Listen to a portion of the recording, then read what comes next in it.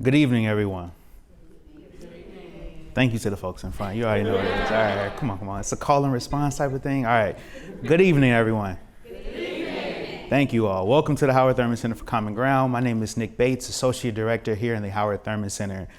It's good to see y'all here. I know we're getting used to that point where we get to see each other in massive points, and it's a little uncomfortable, but we're making our way through it, and so it's really good to see you all here. I would like to welcome everybody here today to our book celebration, because the book is not out yet, so we call it a book celebration for Dr. Grundy. It's out soon.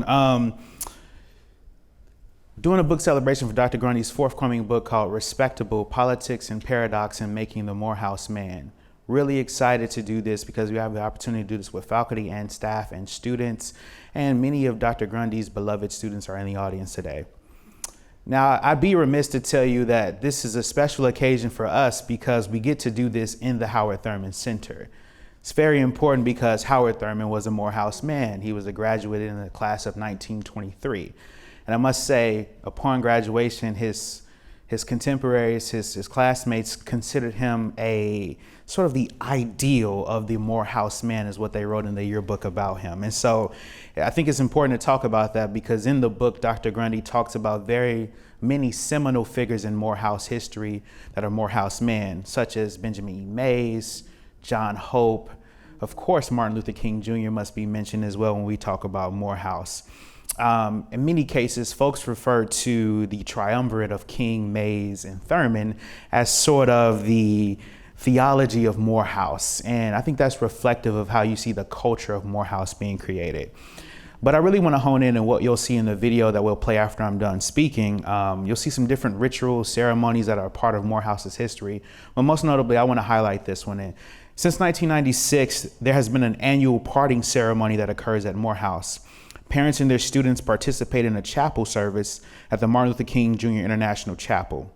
A chest that Thurman acquired in India on his pilgrimage of friendship where he met Gandhi is placed at the front of the chapel.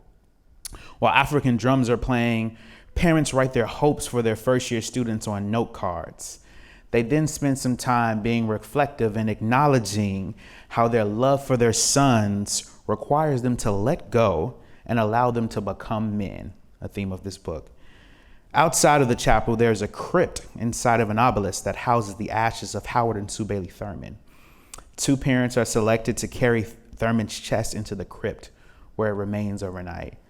And so this is a very significant space for the development of Black masculinity, but also a significant space for Howard and Sue Bailey Thurman as we connect it to another space that is significant for Howard and Sue Bailey Thurman. You'll see different banners around the room, but one of the banners that we're most proud of is this purple one over here. In Thurman's biography, it's something we found as this place was being built. He said, my dream was to build a structure, and many things that he listed in that dream, we've achieved many of those things in this space. Now, Morehouse has many rituals and milestones throughout the matriculation of their students. Many of these rituals and our milestone markers outline or define what it means to be a Morehouse man. Dr. Grundy's book unpacks that Morehouse ideal and offers critiques on how some of these practices are harmful to our communities. No institution, ritual, milestone, etc. is without critique.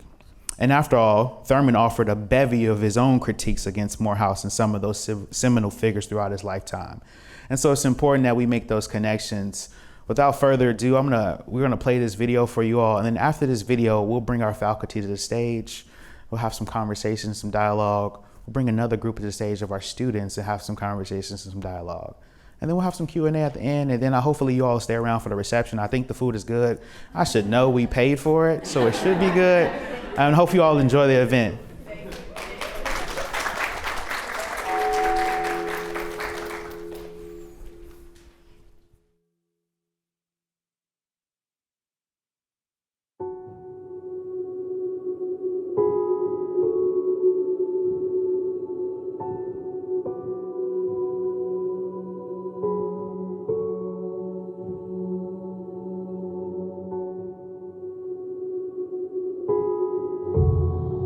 From the basement of Springfield Baptist Church, former slaves rose from the ashes of slavery to become preachers and teachers, the leaders of the Black community. Welcome. Welcome to the house. creation that it was good, and he rested. But his work was still not yet finished. Today, 150 years after its founding, Morehouse College is here, atop the highest point of elevation in Atlanta, Georgia. Today, you are the candles in the dark, the light of the world for all to see. Welcome.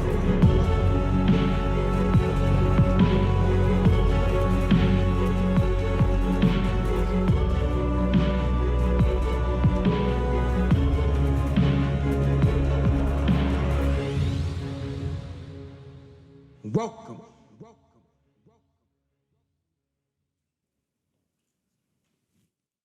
So, without further ado, coming to the stage, we have Dr. Tekel Rivera, who is an assistant professor of modern and contemporary drama, Department of English, Women and Genders and Sexuality Studies, and African American Studies.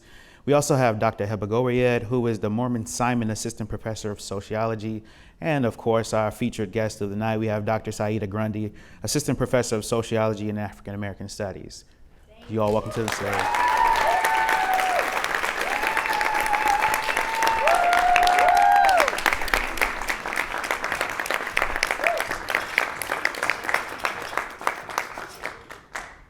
Thank you so much to my featured colleagues. I love that I have, colleagues at this university who, I would be friends with you all anyway. Like, I really would. Like, we're homies beyond this.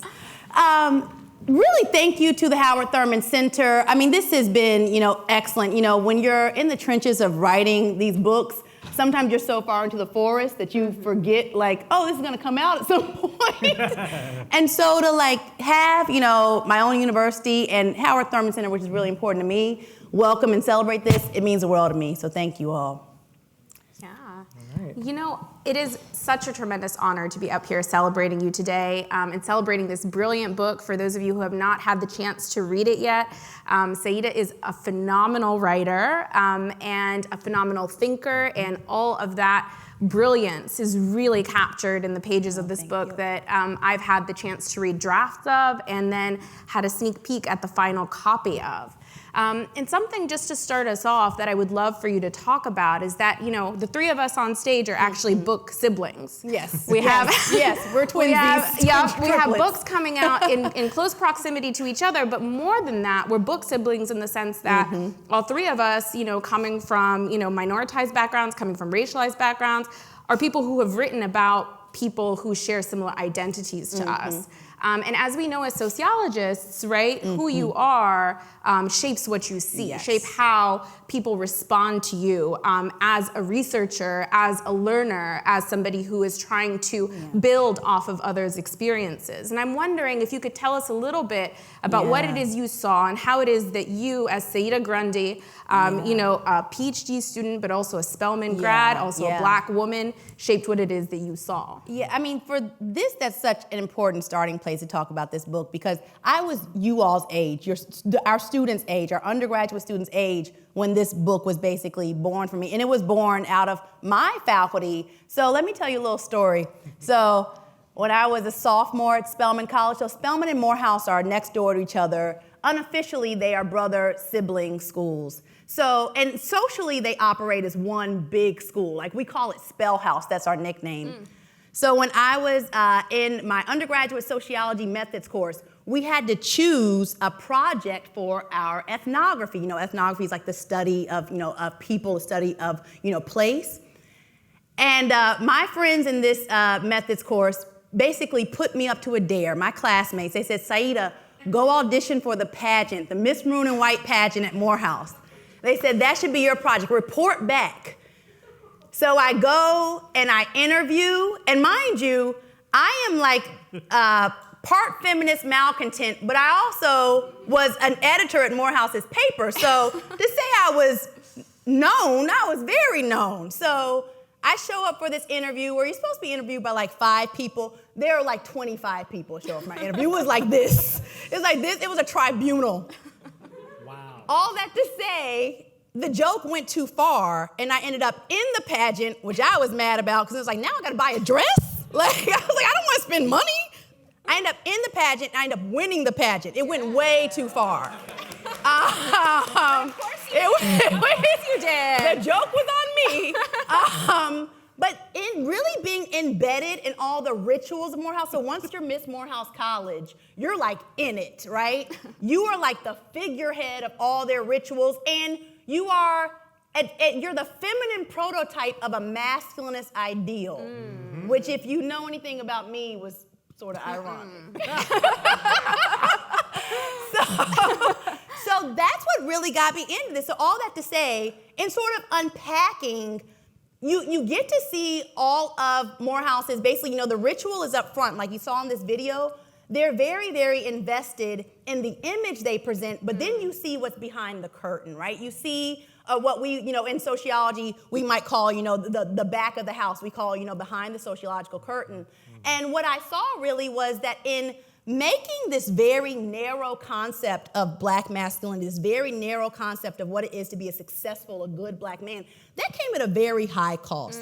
So when you ask me about my positionality, it's always a sister-outsider relationship. So, when I was interviewing men for this book, first of all, one of the reasons they were so willing to participate is because, you're a Spelman sister, right? And in fact, so many of them were classmates of my actual sister. Oh, this is Tulani's little sister. We got to help her out, right? So they felt a community with me. But then there was also this outsider thing where they would be reluctant to describe rituals that, only Morehouse men are allowed to know, what goes on there. I can't tell you that. That's like sort of fraternal order secrets, right?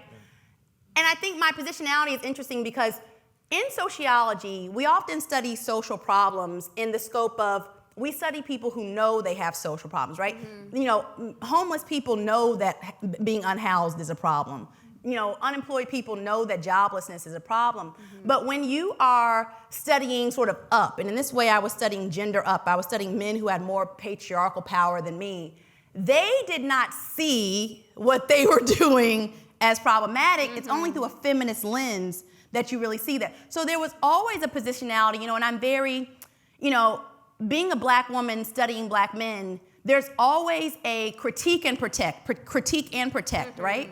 So there is always, one of the paradoxes of the book is really my paradox to the subject, that I'll be damned if anybody pathologizes black men. I'll be damned if anybody says that black men are sort of universally problematic. What I wanted to explore was a situation in which you can get these problematic things out of black men because of how they're institutionalized. There was nothing innate about them as people that was problematic.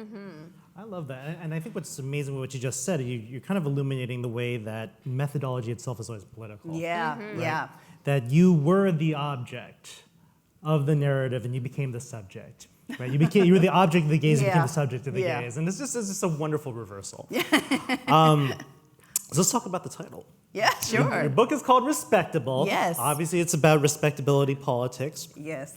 And you go on a bit about the relationship between respectability and gender, right? And when we think about the way that respectability politics was originally conceptualized by Higginbotham and so forth, right? It was really principally about black women, but you're applying it to black men in a particular historical moment in which black masculinity is being pathologized, Absolutely. right? So can you talk a little bit about that relationship between respectability and gender? How does respectability get gendered? So in short, gender is always the vehicle of racial respectability, right? And that's what the book is getting at. So this book I really see as being belonging to really like a teleology, a legacy of some books that Michelle Mitchell wrote a book called Righteous Propagation and History. And that was about coming right out of emancipation and how the abolitionist movement turned very quickly to a gender ideology movement.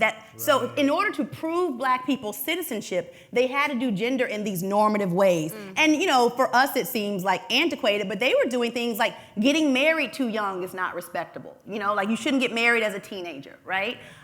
They were basically, they were instructing black men and women on how to achieve citizenship through proving your humanity on these gendered terrains. So really, this is not new in terms of what we see in black gender politics.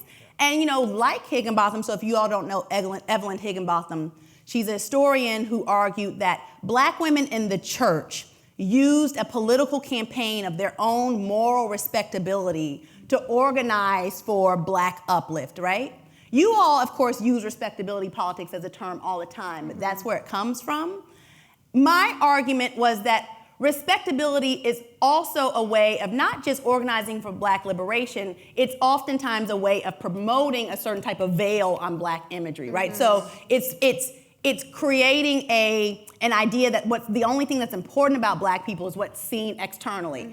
The cost of that internally are gender troubles organized what gets seen and produced about the race, right? So homophobia is used internally to manage, what gets projected about the race. Transphobia, patriarchy, all these things. I mean, I'm sure that our students see this now. The way that even we discuss, things like, sexual assault, Me Too, when it comes to inside of the race, right? There's often a reluctance to talk about it because it's like, well, we don't want to make Black men look bad, right? Exactly. So oftentimes the way that we're doing this respectability is that we use gender to promote certain types of tropes about Black dignity and Black citizenship. And oftentimes that comes at basically the truth of working out those gender troubles internally. Absolutely. And, so a lot of my work is within the Asian American community, right? And we see a lot of those same strategies repeat themselves. Yes. So, for example, Yes. I spent a whole chapter on the 1982 murder of Vincent Chin in Detroit. Yes. And he was killed in a hate crime before hate crimes are really understood to be a thing. And, one of the things that the activists kept doing was hiding the fact that that the fight started in a strip club, right? So because we wanted to make sure that that he was a good son, he was an engineer, right? So I had this respectability politics play out again and again and again, and in fact reinforcing a model minority stereotype. Yes. And amplifying that respectability, even as they've claimed to be fighting against it. So we see these same strategies and these claims to normative gender again and again among racialized communities, as a strategy, right? Absolutely. I mean, one of the things that really inspired my book, one of my sort of mentors in graduate school is a scholar named Anthony Chin, and a lot of his early work was about Asian masculinities, and he argued there was a bargaining strategy. So when you were comparing yourself to what we call hegemonic white masculinity, dominant forms of masculinity, you might say, a white man might be seen as more masculine than me, but I'm going to bargain with that by making more money than him, So that was really what I saw happening here, was that part of this, overemphasis on the image, on the respectability, on the success, were bargaining strategies for people who were racially subjugated, right? And again, that was worked out for, Black men. So if you were to draw like a chiasmic, draw a foursquare and put white men in one square, and you have Black men who are like, if it weren't for race, I'd be a white man. And then you have white women who are like, if it wasn't for gender, I'd be a white man. Right. And then you have Black women on this diag, right? Yep. So I'm kind of fascinated with the idea of people who believe I'm just within grasp, right? Yep. If I could just neutralize this one difference I have from power, I'd be in power. And you see a lot of that bargaining here. Absolutely. But that really makes me think about what kinds of choices we make and how we write about our communities that are constantly pathologized, constantly portrayed in this really negative light. But to write complex stories means you're not just writing the good. Oh, absolutely. Right? Yes. You're writing the good, Yes. you're writing the bad, you're writing the complexity because, people are real people, right? Yeah. Human beings are real human beings, which Yeah. means that some of them are great and some of them are, really shitty. Yeah. And something that, struck me in your preface was that you said that the best men graduated Morehouse, and the worst men graduated Morehouse. So how did you think? It is true on both accounts. Right, but how do you think about that as a writer and as somebody with a stake in the process, right? How do you begin to write such a complex story? And it is a really beautiful, complex story, knowing that, this story will also be subject to the white gaze and also be subject to that pathologizing gaze. Yes. And it's something that I think about all the time. And there's in the book there's a delicate dance I'm doing with okay, you have to be truthful about things like campus sexual assault. put that in the lens, however, of like, this isn't innate to black men. This is a process that allows this to happen. But really, if we were to talk about campus sexual assault, we should talk about Brett Kavanaugh, right? It's like, so it's like, it's always, I often use black men as a way to see masculinity. And I always put this within the sociological concept of like, if you can see this in black men, maybe you can see it in other men as well. They have racial motivations as well, right? So, you know, again, talking about campus sexual assault, you know, with black men, it was like, well, you know, campus sexual assault for them became a matter of how it made black men look. Campus sexual assault for white men on college campuses is a matter of, oh, this is what it means to be a white man because I get away with it, right? You learn the purchase of white masculinity because colleges basically inoculate, right, white men from consequences. That's what colleges have historically done. That's why they were white male-only spaces for so long. They became these sort of incubators that immunize white men from the consequences of the world, particularly when they were doing the most, you know, white men in college do more vandalism than even, you know, men their age outside of college. So when I, you know, do this real, you know, part of writing the book for me was sort of like coming to my own realization about what I felt. And, you know, early in the intro, James Baldwin guided me because James Baldwin said, I love America, and that is why I reserve the right to critique it fiercely, you know? And that's the way I felt about Morehouse. That I said, you know, and this is what I say, you know, to Morehouse men, the few who apparently don't know where I stand. You know, when they're on this, oh, you know, Saida hates Morehouse. Remember, these are people who are still in my life. This is my community, right? You never really leave Spell House. They say, oh, you know, Saida just hates Morehouse. And I say, well, if you loved Morehouse, I wouldn't have a book to write. I love the Morehouse you don't love, right? I love the queer Morehouse. I love the first generation Morehouse. There's a whole lot of Morehouse you don't love. And if you loved it, I wouldn't have a subject matter, right? So that is how you know, I came to this sort of conclusion for myself that this is a bit like writing about the military, where you can have respect for soldiers and really critique the institution. That's a bit of what it was for me. That's really interesting. You know, I had another question. Part of me wants just to scrap it in favor of riffing off what you just said, right? Like, you know, this love for a particular kind of Morehouse. So where does love fit in the picture for you in your writing process? It was, you know, Bell Hooks, you know, when she was talking about a radical love, I hope that I stand in that tradition. You know, that, and particularly because when you are a black feminist, as my students so well know, because they've probably been inundated with this, in the history of feminisms, right, very important that we emphasize multiple forms of feminism. Black feminism has often said, we do not have the luxury of basically disassociating from black men or, you know, or defecting from black men because we are tied to them in this racial struggle. What that means is that you have a very, very long history of black women who, part of our feminism is working on black men. It can be exhausting, but that is part of what we do. Black women worked on Du Bois. They radicalized Du Bois. Du Bois was not on this leftist, communist anything until Shirley Graham Du Bois popped up, right? You know, Anna Julia Cooper is forcing Du Bois to acknowledge black women's intellectualism. Du Bois does not acknowledge that women can be intellectuals, right? She forces him, and he finally has to publish her in the Papers of the Crisis. So when we talk about a love, that radical love, it really is a labor of like, I do not have the interest nor the right to simply abandon black men who are in this racial struggle with me.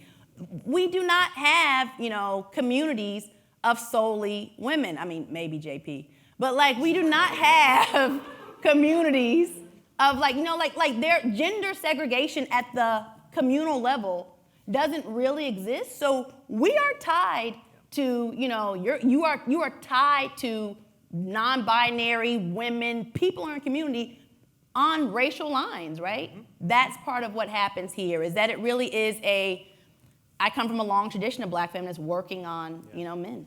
And I think in a lot of ways that's actually very specific to black feminism as opposed to even other women of color feminisms. Yeah, absolutely. We don't necessarily see exactly that same line of thought in Chicana feminism or in even Asian American feminism, for example. So It's really powerful. It really is, and it is. It's not new. I don't know of, even in Black feminism, you have multiple ideologies in multiple forms. But I do think that there is more likely than not a historical legacy and a feeling amongst Black women that like it or not, like what affects Black men affects us. And also what you see is, Black women's political activism often comes to the rallying cry of things that affect our communities, which include what's happening to Black men. So Black women organizing around lynching, right? That was affecting Black men and women. Black women organizing around police brutality, that's affecting Black men and women, right? Mm-hmm. Staying on this theme, actually, something that struck me as I was reading the introduction today, or rereading the introduction today in its final beautiful form, is, you talk about masculinity, but you have this experience also of being, of graduating Spelman, of being part of Spell House. And I wonder what the story would be if, rather than the Morehouse Man, we talked about the Spelman woman. Yeah.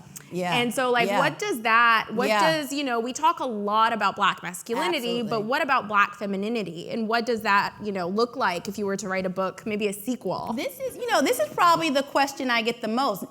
Early on when I was a grad student, it was like, well, you need, a white comparator group. I was like, no, I do not. You do not need white comparisons to tell a story about Black people. In fact, the point of my book was that there is all this stuff that happens about racialization in Black spaces that doesn't require the presence of white people, right? We make race in our spaces. Absolutely. So the most common question I get is like, why didn't you study Spelman? Part of it is that I was really oriented to the idea of hegemonic masculinity. Part of my sort of sociological orientation is that I've always been obsessed with the sort of deterioration of those in power. So it's like, I love studying whiteness. I think being Black is the best, that's the best scope on whiteness, right?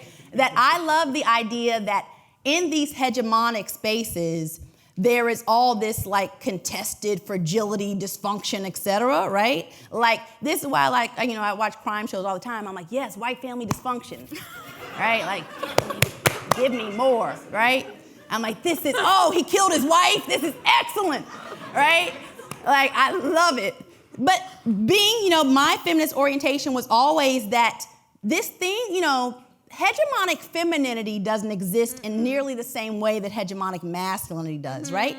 You can fail femininity, but failing femininity is mostly what men dictate about you failing femininity. So my original, guiding point in all this was that patriarchy is not only about the relationships between men and women. Patriarchy organizes men to each other. And really, that's why I was Morehouse. So at Spelman, there are many stories to tell about Spelman.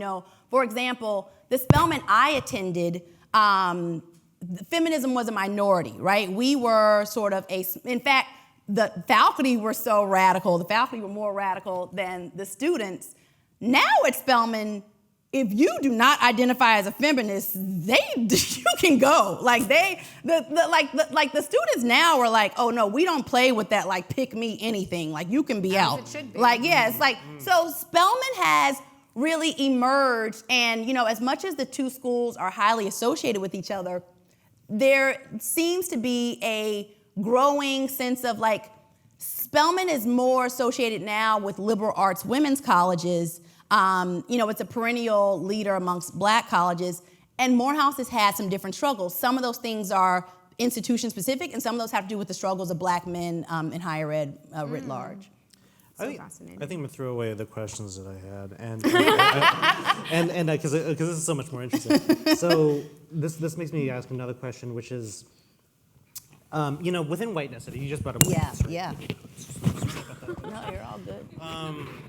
Within whiteness studies, we also talk about either like reforming whiteness or abolishing whiteness, right?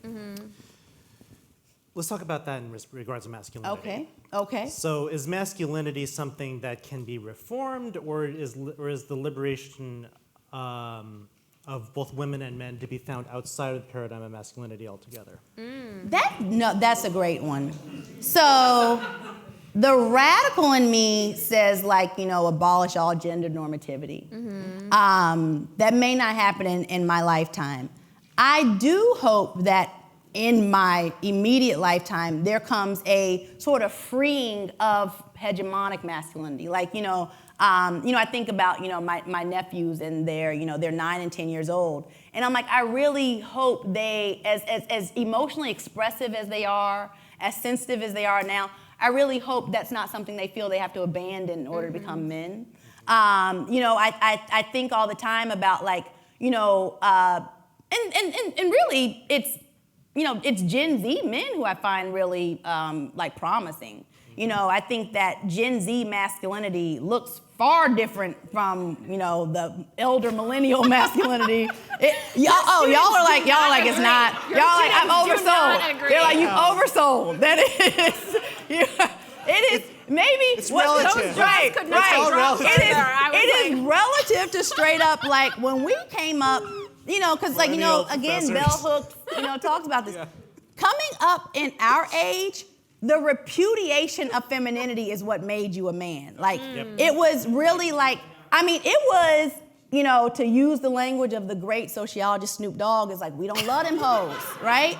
The repudiation of femininity was essential to being, particularly certain tropes of black masculinity, right? Mm-hmm. I hope that that's, effacing a little bit. I hope that there's like more possibilities in manhood now. But you're right, do I, really hope for a gender non-normative thing? I will say this. There are sort of, there are tracks of feminism that say, gender roles have always been here. The idea that gender roles are subordinate or that gender roles are, have different levels of importance to a culture, that is what's new.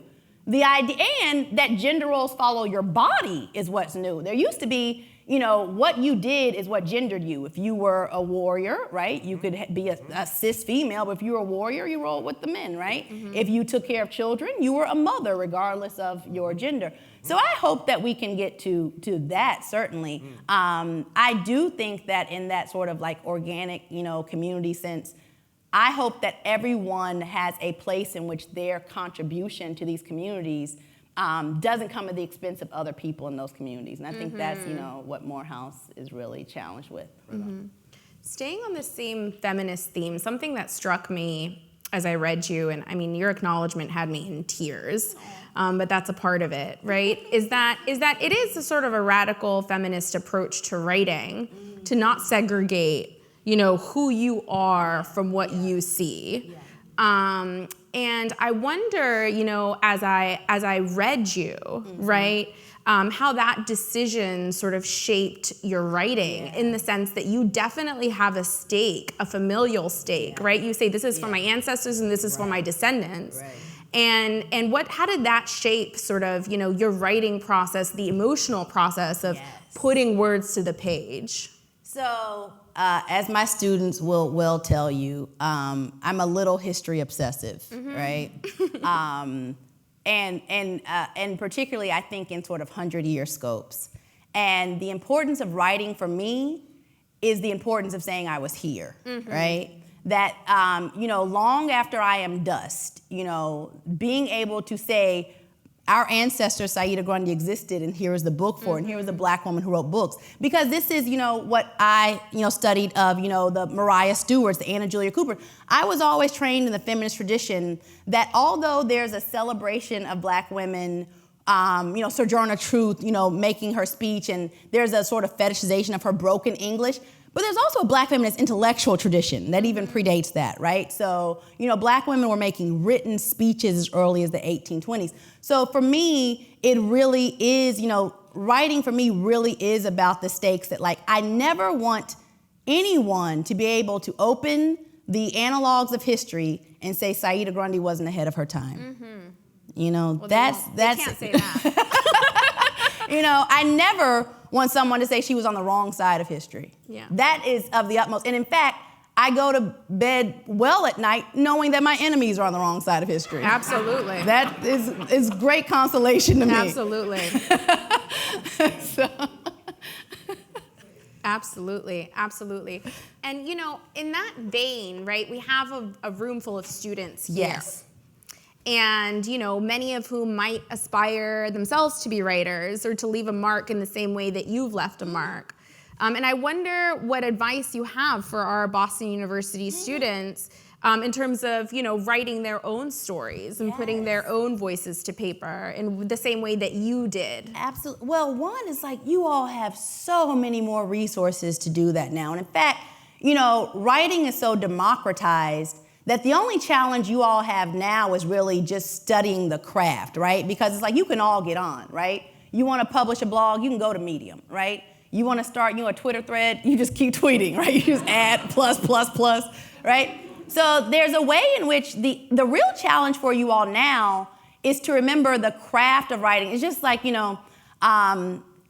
doing sociology, and I think this is important for our students to understand, is different from having an opinion, right? There's a level of information that goes into understanding sociological processes that, to tell you the truth, when I was in grad school, I went through this very long phase of being this is a terrible decision. I've ruined my life.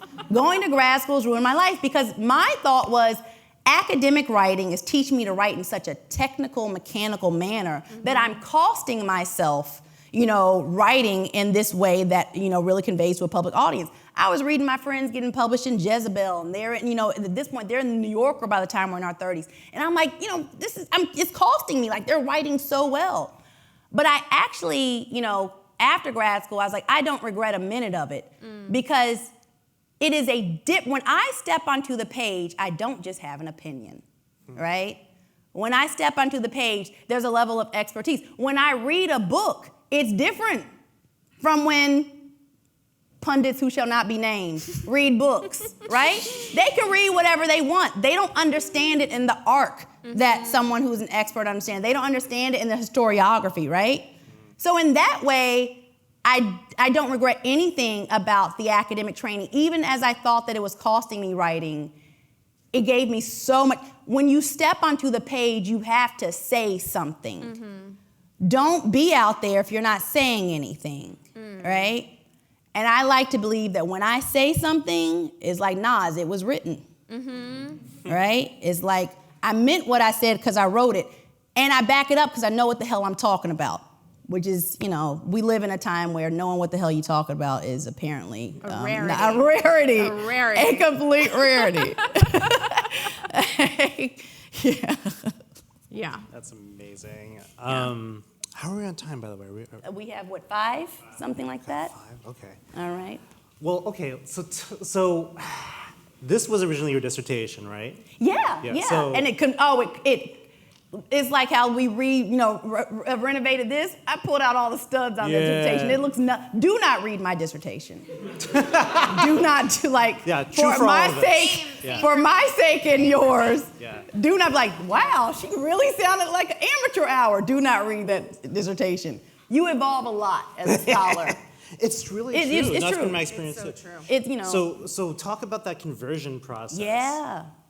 So when I, started this project, it really belonged to a set of sociological questions, right?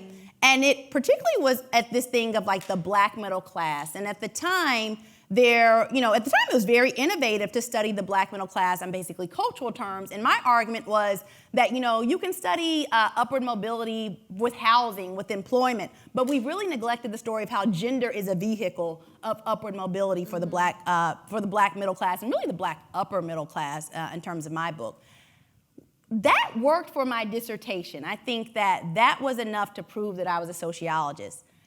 But when it came time to actually do this book, I just wasn't that interested in belonging to sociology as I was interested in a question that belonged to Black studies.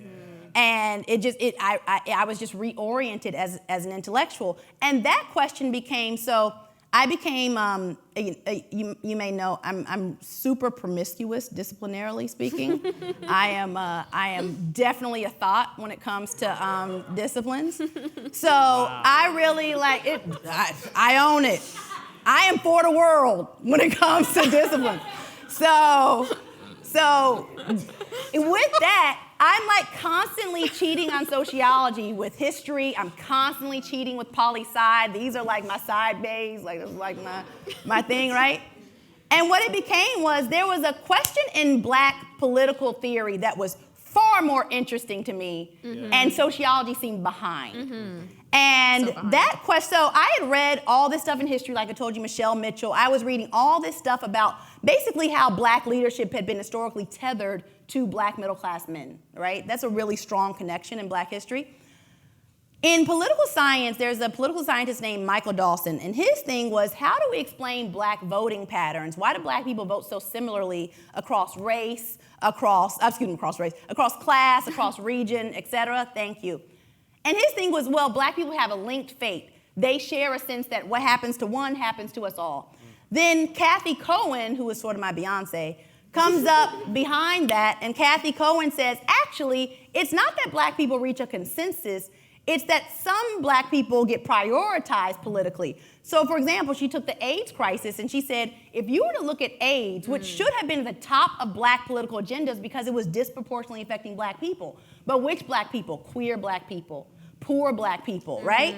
So my thing was like, thank you, Kathy Cohen, because in this, I'm telling the story not of just who gets hyper-marginalized in black politics, who gets hyper-privileged in black politics. Yes. So that became the story of how do we say that the what's good for the race is what's tethered to black men, particularly college-educated black men, right? If they're doing bad, the race must be doing bad. If they're doing well, the race must be doing well. That really became, my story. It was, by the time I, emerged to write the book, that was it for me. I was like, oh, this sounds way more polished than what I was talking about in grad school. But that's so interesting, because something that you've done is by focusing on black folks and not comparing it, right? Not comparing them to white folks, which is what we typically do in sociology, and which is what sociology is structured to do. Is something that Mignon Moore also does, which is to think about like intercategorical, right? Which is in a sense within the same group. How do we see variation within the same community? And I wonder if you could talk about that a little bit more in terms of agenda setting. What would a sociology that took this seriously and actually centered black folks without comparing, to white, right? What would that look like as sort of an intellectual pursuit? Well, Du Bois, if sociologists really took Du Bois seriously, this wouldn't be sort of novel terrain for them, right? Because Du Bois' whole thing, it's like, so, and really, Heba, you were very intellectually influential in me sort of forming this theory. You were, because you read all my drafts. So, when we talk about the Du Boisian veil, we talk about, this idea that racializing people, white people, don't really see into the veil. They only see what's basically projected onto it, right? So you all probably experienced this in your life where you're like, damn, white people really can't tell the difference between us, right? That's the veil effect, right? That they only really see what they want to see projected. But my thing, and really you gave me this gem, was that the veil is also organizing gender and class politics within the race to determine what gets projected onto it, right? So when we talk about agenda making, that is really how the veil is constituting that, right? The veil is saying, well, what's most important for black people are the things that black people get seen about, right? So, AIDS wasn't important to that black political agenda because it was the black people who had the least interaction with, Morehouse, we're talking about black men who have high stakes, like that seat at the table type of blackness, right? So these are, corporate black men. These are black men who are in Senate. These are highly visible types of black leadership. That became important as an agenda in the way that hyper-marginalized black people are not. And I know we have like 0 minutes left, but I'm watching my class. Congratulations. Thank you Saida. both. We're so happy for you. Thank you both. Thank you.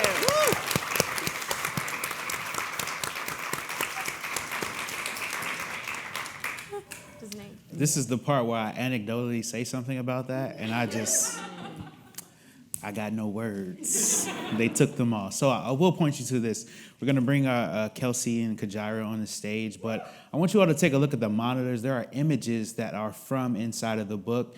So when Dr. Grundy mentions being Miss Morehouse, there you go, right there. I was 21. That's me. That was in my whole sash. I still got that sash. Can we call you Professor Maroon and White now? Oh my God. Want to thank Dr. Goya, Dr. Rivera again for coming you. here. Thank you. Engaging in dialogue. Thank you all so much. Guys. I also want to make sure y'all check out their books too. Yes. All right, one book was just released last week. I believe Dr. Rivera has an event next Tuesday. Yes. Next Tuesday, I'll have my book launched in AFAM at 6 p.m. Oh, we're there. We're there. See you there. We're there. So, coming to the stage is Kajaira Taylor Harris, who is College of Arts and Sciences. Hi, darling. And we have Kelsey Russell as well. Both are seniors in CAS and both are sociology majors as well. Yeah. So this is kind of fitting, right? Yeah. Dr. Grundy mentioned two of them as some of her best and brightest students, so I want to pay that compliment in public as well. She told me that in secret. I wasn't supposed to tell everybody. My bad, y'all. But please enjoy this dialogue with them as well, and then after this, we'll get into some Q&A. Thank you, Nick. Yes, I'm super excited to be here. Super excited. It's wonderful to have you all here because, really, when you're on the tenure track, there's stuff you have to do and there's stuff you get to do. And for me, like the stuff I get to do is the fun part, which is teaching. Mm-hmm. And really what makes it so much fun is I can look at my students and be like, damn, they're sharper than I was. It's like that's the fun part. So thank you all for being here. No, thank you. I do want to start out and say, this book, let me tell you, I'm not just from Atlanta. I went to Coretta Scott King Young Women's Leadership Academy, which is I went to a high school who was the first all-black, all-women's high school in America.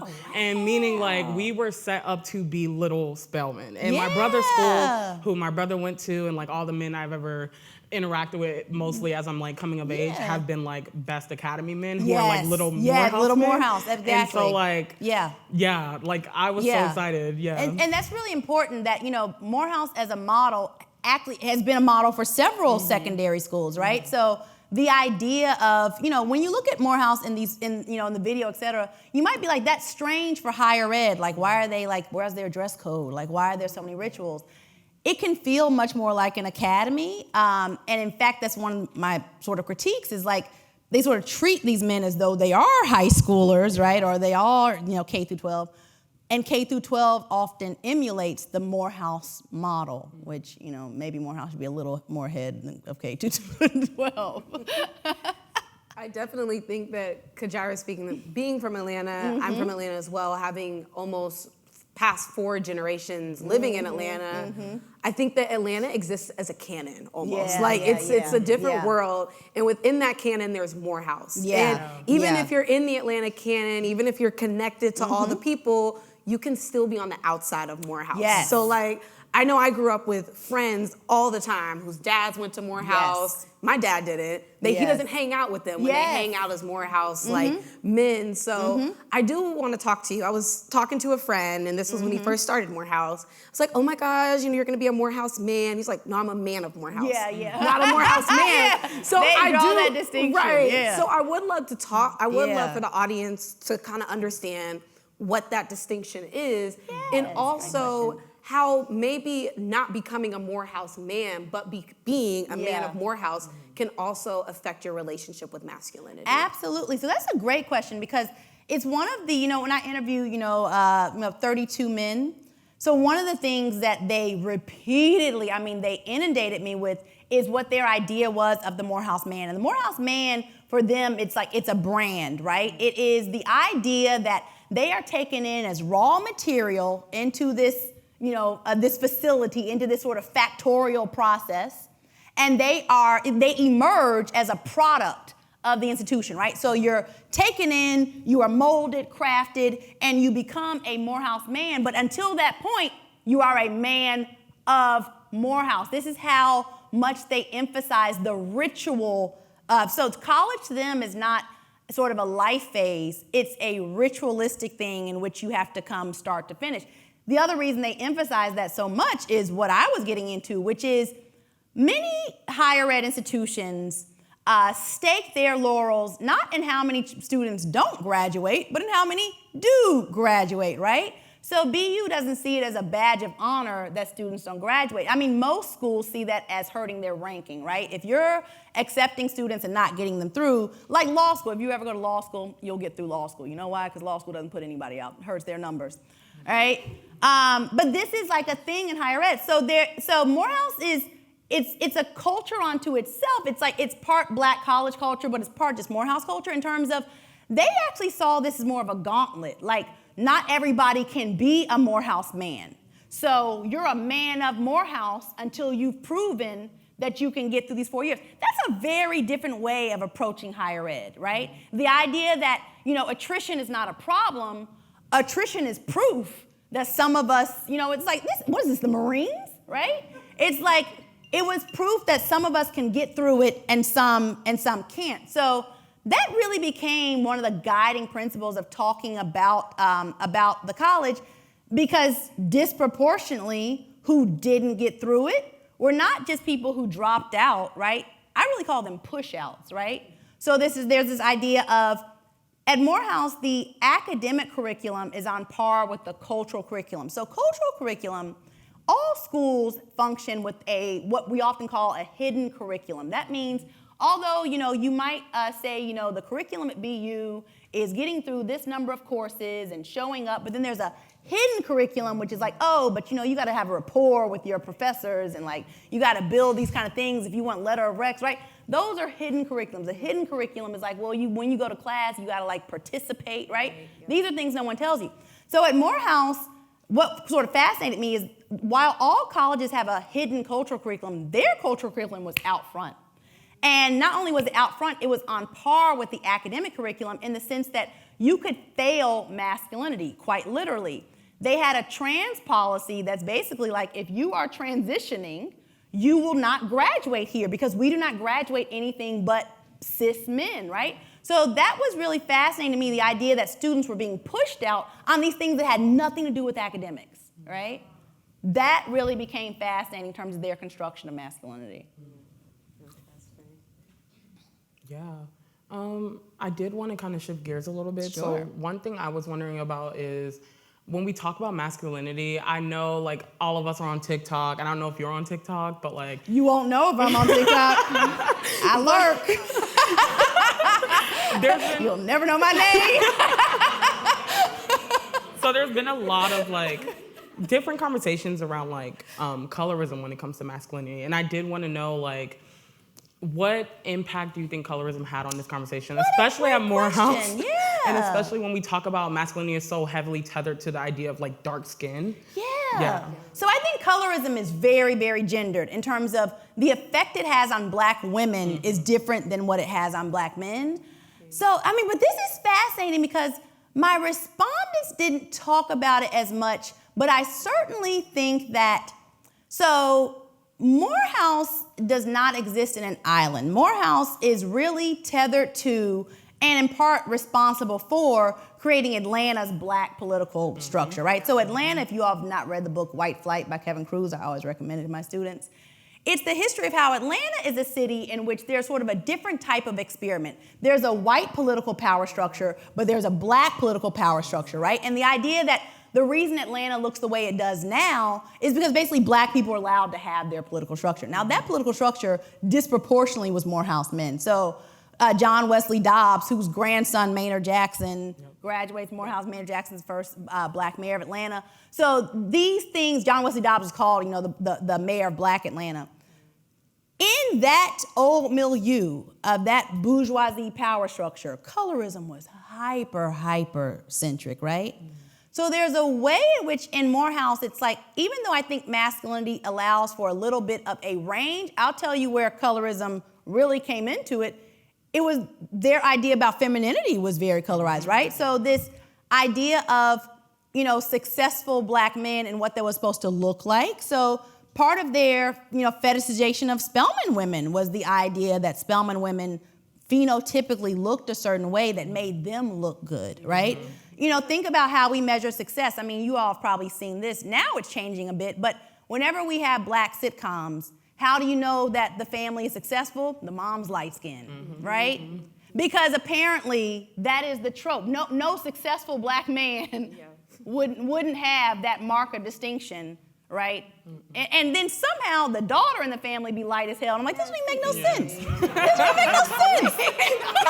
It's so true. I'm like, how did that happen? How's she 3D? Like, what is going on with her hair? This don't make no sense. So I think that is always read into an idea of like how you do black upper middle classes, black eliteness correctly, because I will certainly say the colorism is compounded by other ideas of like what is blackness. So for example, it's fascinating at these places, like as I said, they're hyper police. Like I had a colleague who, now to fully disclose myself, I was raised bougie. Like I'm Afrocentric, like I'm like, I'm a black nationalist, but like I'm a bougie black nationalist. I definitely had a lot of access to things, which I fully own. Part of me is like, I'm like E. Franklin Frazier, though, in terms of like, I study the black middle class with a real critique of it, even though I am of it, right? So, I had a friend who didn't grow up at all in that sort of, that Jack and Jill milieu. And he was like, oh, I thought that like, once you finally made it, to the black upper middle class, like you could chill out because it's like, you made it, you're inside. And I'm like, oh no, it's the Gaza Strip inside the black middle class. It's hyper police, it's checkpoints everywhere, right? Because there's so much at stake of policing that. So I think that, the role of phenotype period plays a large role in it. There's a way in which we read class into bodies. There's a way in which we read class into hair texture. There's a way in which we read class into linguistics, right? And for black people, we're all attuned to that. Like we speak the language of the cues of class in other black people in a way that white people would never know that we're attuned to, right? Yeah, and I think that I grew up bougie too, and like real bougie, like too much access. Yeah. And what I will say too is I don't even want to get into how the black upper class looks at HBCUs, because that's a whole different conversation. Yeah. I do, I love getting dressed every morning. It's my favorite thing to do. So we're gonna talk about the Ralph Lauren collection. Yeah, we're gonna talk about it because I feel like it was interesting seeing the reactions on social media, because I have plenty of friends who attend Spelman and Morehouse. Yeah. And some of them, and a lot of their parents who attended Spellhouse, like, this is absolutely amazing. Like, this is wonderful. And then I have a friend who identifies as trans at Morehouse now. Yeah. And like they completely broke the internet wearing a skirt, like in front of the Morehouse sign and everything. Oh, love it. Of course, I'm hearing like my uncles have this discussion, like what is Morehouse now? And it's just so many interesting conversations. And they were like, this is a terrible collection. First of all, they thought it was ugly. And second of all, they just were like, what is this antebellum slave wear? So how would you see that fitting into your book if it came out like a year before? So I think this is great because, again, there is this idea that Spelman and Morehouse are somehow bastions of an idea about black excellence. Now, I'm very critical of ideas about black excellence because to me, they often just read, like, black excellence to me is like the person who cleans my office is black excellence, that, I really fight against this idea of the only valuable black people are what looks good to white people, right? So in that, now, this collection was done by one of my classmates, so I have to be nice. So I will say this. So you all might not be familiar. So Ralph Lauren did this line of like collegiate sportswear that was just Spelman and Morehouse sportswear. There was I think a Morehouse-made designer, and there was a Spelman woman. They were at House of Lauren, and they made this collection together. I can't afford any of it. BU has not put me at a salary level at which I can afford any of it. So it is irrelevant to me personally. I will still be on Shein. But all that to say, $1,800 cardigans are not in my ministry as of yet. But the imagery that was put out with it, so we know that like campaigns, they are assiduously like specific about their imagery when they put out their campaigns. So what was very interesting about this, off the bat to me, as a Spelman woman looking at this, I was like, look at their hair. I was Yeah. like, all their hair Curly. is like, I was like, this is not how Spelman women, first of all, and I say this all the time because Spelman just had a Founders Day celebration. The myth that Morehouse and Spelman were founded as these elite schools, right? The myth that somehow, oh, this is where, slave masters sent their, their biracial mulatto offspring. First, tell me what slave masters were invested in the education of their bastard children. That wasn't a thing, right? These schools were founded as the black, like everybody's. I mean, Spelman was founded because two white women who were a lesbian couple, we don't talk about that enough.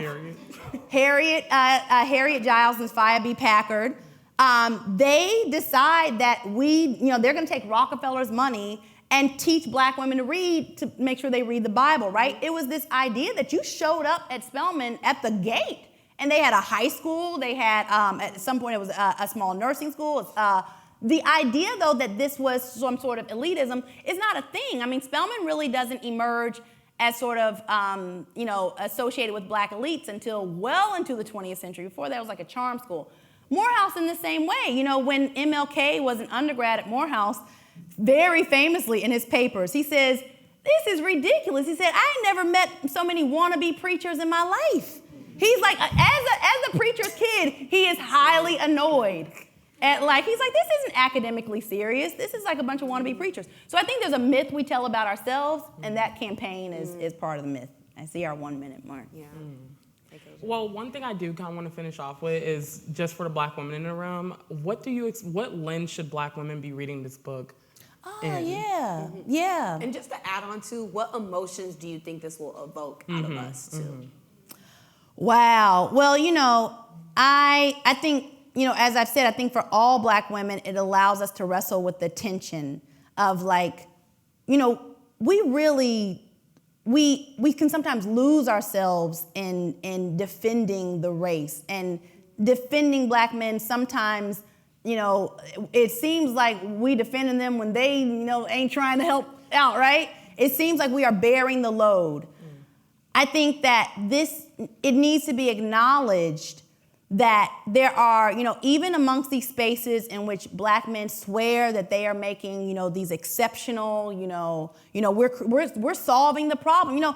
These are men who come from, particularly the time in the 80s, where black male elites saw themselves very much as solving the marriageability problem, right? That not enough black women were finding eligible, so it's a very heteronormative assumption.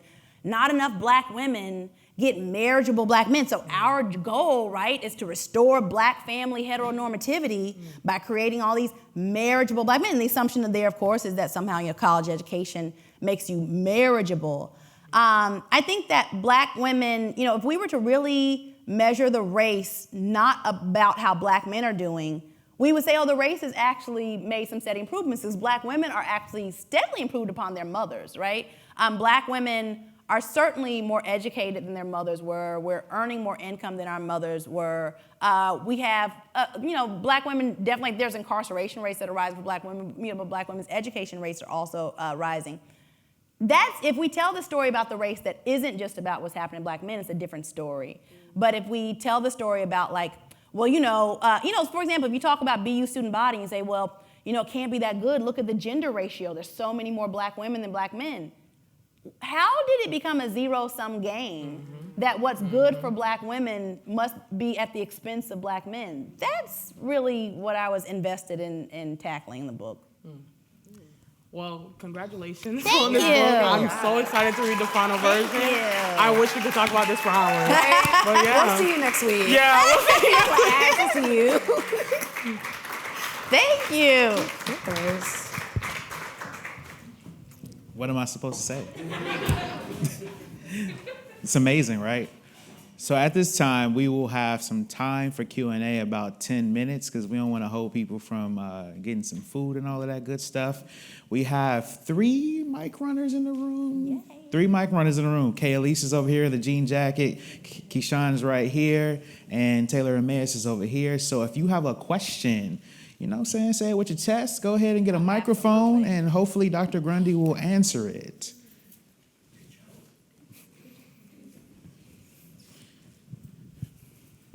Hi. Hello, My name's darling. Amoy.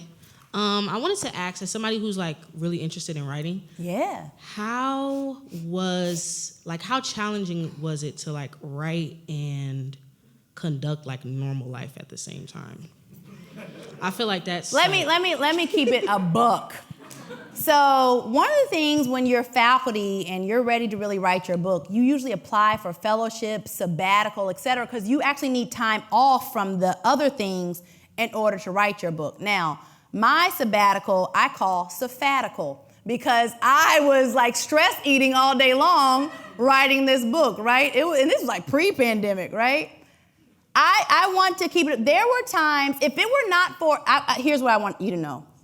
Disabuse yourself of this very white masculinist mythology that real genius is locking yourself in your office and emerging with this magnum opus, right? Writing is social. Writing is social. Writing is social. Do you know how many times I called my father to like work through a paragraph and we would just like bounce? And all my father is doing is like, yeah, that's amazing. You know, Mary Baraka once said, blah, blah. Like, he's just like, right? But this, in hearing myself talk to another person, I was talking it out, right? I have a community of homegirl scholars. I call them my friend-tors because they like friends and mentors. Like Katie's part of that, wherever Katie went to, you know, Heba's part of that. Takeo, you want to be my homegirl? But like, Takeo's the homeboy from friend tour, right? So it's like these are people for whom you cannot get through the writing process without getting that sort of bounce back. And I also want to say, you know, on some real feminist tip, my dining room table in my apartment, like I used to just invite people over to write. It was just Wednesdays, you know, you come to Saida's house anytime. Like you could like bring your baby, you can put the pack and play down. Like it was all like, it was a feminist idea of like, we can't work in a coffee shop when you're breastfeeding. Go to Saida's house, right? You can take a nap. Many a BU faculty has slept on my couch, all right? And in that, it didn't matter what field they were in. Everybody gave me a gem, right? My colleagues in history were like, oh, what you should do is just arrange it like these 3 points, boom, boom, boom, right? My colleagues in anthro, oh, we have a term in anthro for that. You know, you're talking about violence, and you know, in anthro, this is how we discuss violence. Everybody, it's like that old stone soup, you know, the story. Everybody added to the pot that became my work. And honestly, that's the kind of work I wanted to do. I never wanted to do something that the anthropologist couldn't see something in, that the political scientist couldn't see something in. And I also think it is bad scholarship when you are siloed. It is literally bad scholarship. So I want to keep it real. When I would get stuck in writing places, and I would get unstuck in the strangest places. I would be watching something on Netflix and they would be doing an explained episode on the brain. And I was like, oh, neuroscience, that's what I'm talking about. When I'm talking about how men are recalling, you know, memories, well, there's a neuroscience of memory. That goes in the book. Then I'm up, you know, looking on JSTOR for like, I'm reading neuroscience now, right? Not too many race books are citing neuroscience out here, but mine, it needed that. I needed to understand that memory is episodic and that when you're talking, and memory also is not only episodic, it also emphasizes when your life is transitional. So your 20s and your 30s, you actually build more memories than your 70s and 80s, unless you're really doing something in your 70s and 80s. It's like mad transition, which you might, right? So that is to say, really behoove yourself of the idea. I think one of the real crimes done to academics is that white men lied to us for so long about the writing process. Come to find out, their wives were writing half these books. Come to find out, they were writing acknowledgments pages, right? I want to thank my wife. Thank your wife, she wrote 3 chapters. She wasn't there serving tea, right? I want to thank my grad students. Your grad students did all the research for it. They wrote all the memos for it, right? So I really want us to get out of that idea that the academy really, I mean, this is like a real thing. It's like, you know, true genius is lone genius. No, it is not. So sharpen your sword by keeping people around you who sharpen that sword, right? Keep the thinking people around you so when you bounce in those ideas, they bounce right back. That's what I would tell you about writing, you know?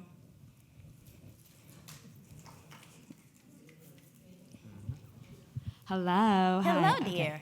Okay. So this is kind of a similar question for the writing thing. So Yes. you spoke a little bit about how it's different to write academically and like in the jargon and like it Yeah. being inaccessible to like the general Yeah. public.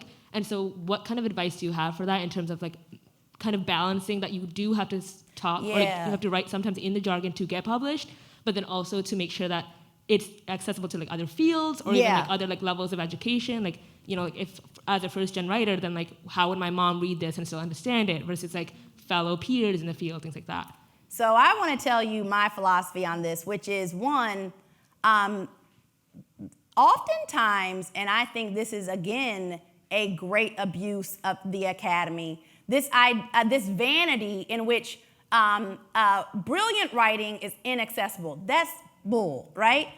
Even, Skip Gates, right, the king of, Black studies, he said, if you can't explain the idea to your great aunt, you can't explain it, right? His thing is like, if you can't explain it to the people, then you're actually not smart. You can't explain it. So academic writing often calls for you to like switch up in different venues. So like when we write for peer-reviewed journals, you're writing specialist papers, and that's like, I just submitted my tenure stuff like 3 weeks ago. If this thing goes through, it'll be the last academic paper you ever see me write because I hate peer-reviewed articles. Dorothy Parker once said, I hate writing, I love having written.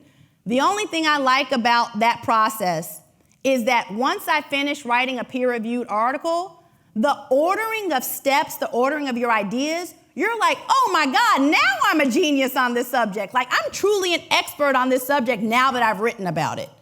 The actual mechanics of writing in that highly, highly formulaic, not only that, we go through a peer review process, which 3 people who hide behind a wall get to tear your stuff up. And in academia, our culture is the smartest person is whoever finds the flaw. So we're never all like, oh yeah, that's good to go. That's not what we say, right? The smartest people are who find the holes, or so we think. So you really have to have, not only a thick skin, but you also have to engage it as though this is the point of peer review. The idea that you have to expose your writing to your colleagues, that to me is like that's science, right? When you actually have to incorporate what other people say and sometimes explain why you're not incorporating what they say, that to me is science, that it can't just, it can't be science if it just lives within you. That's that type of academic writing. A book is more like, being commissioned for a mural and standing at a big white skate with a pencil. And then being like, come back to us. Your publisher's like, come back when you finish the mural.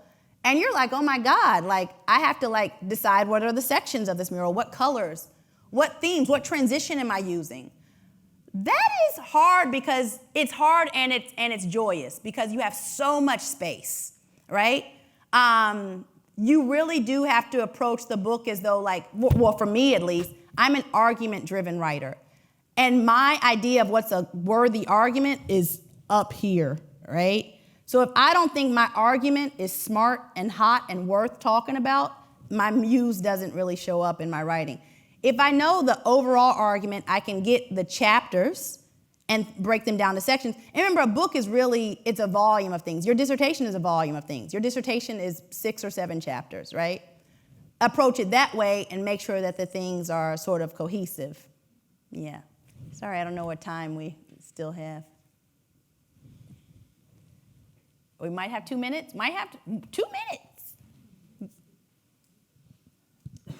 Hi, my name is Alexis. I'm a Master's of Social Work and Master's of Divinity student, so very curious of how you teeter that line of honoring the different subjects that you mentioned and blending them together to make this beautiful idea that many topics and different themes can bring together. So where to take that question? So it is a challenge, I think, when sometimes you have to like kill your darlings in the process of a book. Like that is a really, so particularly because again, you're not working in a vacuum, right? Like, like people are, your colleagues are giving you ideas. You're workshopping your book at different places. And, oftentimes, what we do as academics is, we say, oh, your work would be great if it dealt more with what my work deals with, right? So people can sometimes pull you. Sometimes they're gems, and sometimes you just have to double down on, like, that is a great project. It's not my question, right? That is worthy for someone else. Someone else should, and remember, writing scholarly work, it sits within a conversation. So you can always say someone should come pick up that conversation. I really hope that this inspires, the next research question to go in that direction, right? The next research question should deal with Spelman and is there hegemonic femininity, right?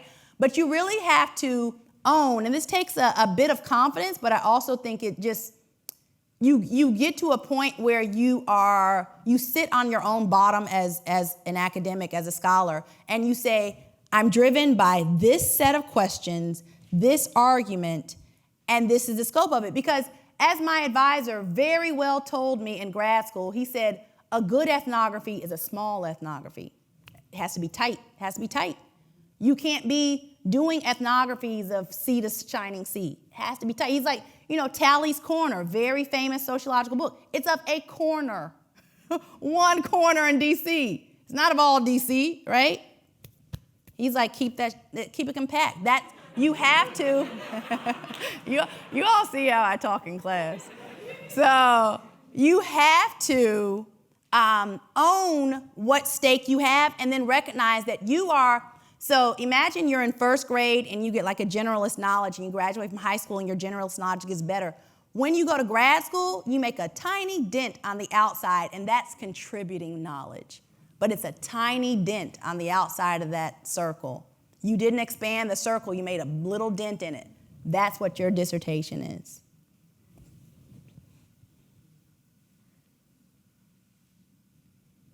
Yes, we have any time?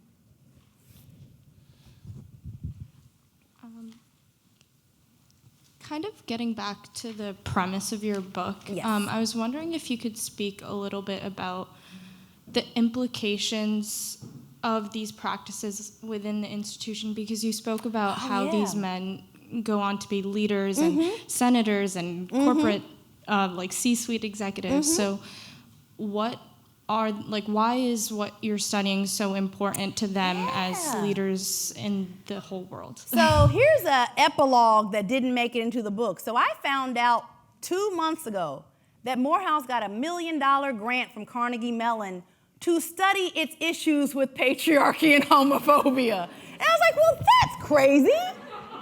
Like, I wonder if there's a researcher who does that, right? So this is like, part of feminist methodology in terms of, I think, particularly in doing the social science, but I would say this is a part of feminist methodology writ large, the idea that you have to take your work back to the community from which you sourced it, and you have to have this sort of point of accountability. Like, feminist methodology doesn't say that you extract, right? Because we come from a history of particular, colonialist, masculinist types of social science that said, those are the others, those are, the exotic savages, and let's go to, the Congo and study their curious ways, and let's go to India and fetishize them, and then let's take that back and put it in the halls of, of the ivory tower. Feminist methodology says you are in conversation and in accountability with your participants. So Morehouse did get wind of my book. And in fact, they got wind of my book as early as when I was in grad school. I remember I got a call from someone who would call himself an academic, but really he was just like a sort of a mouthpiece for the institution. And I know because he wore a bow tie. So that's always a telltale sign that you're like part of the Morehouse camp, that damn bow tie. So I remember them talking to me and saying, the president is, fundraising, and he would really like to be kept abreast of your research and findings. And I remember being like, I don't give a damn. I am at the University of Michigan. I am IRB approved at the University of Michigan. I don't give a damn about what fundraising y'all trying to do. This is not a brochure about Morehouse. You write your own brochure. You do that very well. I'm a scientist, right? So in that, once the book, made waves, I have friends who are on, faculty at Morehouse. They're like, oh, we just came from a faculty meeting. They're like talking about your book, right? And so my thing now is, if you got this $1 million grant and you want to study patriarchy and your problems with misogyny and homophobia, then we must be on the same page, right? Like, it's hard to get mad at me if you say you want to study this, right? Now, the cynic in me is like, this is just cops, investigating cops. But let's just play it like we could play it. Oh, we're on the same page. You want to resolve these issues, and so do I. So it's hard to get mad at me, right?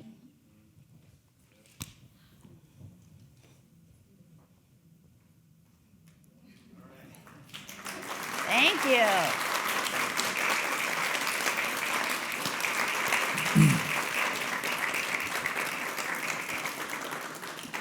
All right, this time I got to say something, y'all. If I don't, I wouldn't be doing my job. Since this book deals with Black masculinity, I actually want to talk about a personal anecdote from Thurman. Mm-hmm. One of my gripes as a Thurman scholar is that people actually don't study him as a Black man and situate him that way, and analyze his actions as the way he's forming his masculinity, and he's actually pushing back against the popular narratives of Black masculinity at the time. It's one of my personal gripes. So I actually want to talk about one of those examples. When Thurman's 18 years old, he writes a deeply personal letter to Mordecai Wyatt Johnson, who's a 1911 graduate of Morehouse, and also the first Black president of Howard University. Sounds weird, right? Yeah. No, Morehouse had 2 alum be president of Howard. Yeah. Exactly. And so he's saying things in this letter. He's saying, I wanted to know you and wanted you to know me. I longed for a cheering word from a man like you. I yearned to tell you of my hopes, ambitions, and discouragements. But each time something hindered, something caused me to be denied that coveted privilege. Now, when you listen to something like that, it sounds like a deeply personal diary that he would keep to himself. Like on that Moesha at the end of the episode. Mordecai. But in this action, I want to put it in proper context for you all, right? The jokes are fun. But Thurman is someone who grew up with a tribe of women raising him.